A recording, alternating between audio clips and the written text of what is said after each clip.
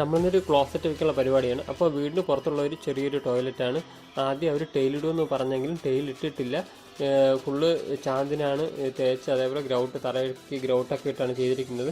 ഇപ്പോൾ സൊമാനിയുടെ ക്ലോസറ്റാണ് നമുക്ക് കിട്ടിയിരിക്കുന്നത്.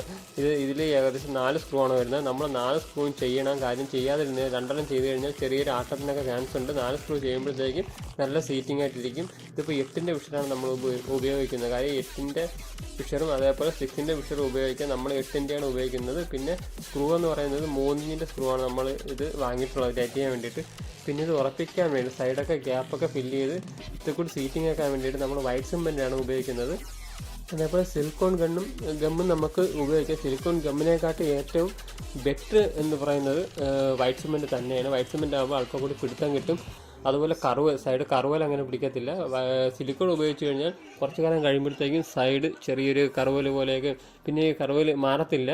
അത് പിന്നെ ഒരു വൃത്തികേടായി മാറും. പക്ഷേ വൈറ്റ് സിമെൻ്റ് ആകുമ്പോൾ നല്ല വൃത്തിയായിരിക്കും. അതുപോലെ നമ്മൾ ഇത് സ്ക്രൂ ഒക്കെ വെച്ച് ടൈറ്റ് ചെയ്തതിന് ശേഷം അതിൻ്റെ ബാക്ക് പൈപ്പ് വരുന്ന ഭാഗത്ത് ചെറിയ ഗ്യാപ്പ് കാണാം. അതൊക്കെ നമ്മൾ ഈ വൈറ്റ് സിമെൻറ്റ് ഇട്ട് തന്നെയാണ് സൈഡൊക്കെ ഗ്യാപ്പൊക്കെ അടച്ച് നല്ല വൃത്തിയായിട്ട് ചെയ്യുന്നത്.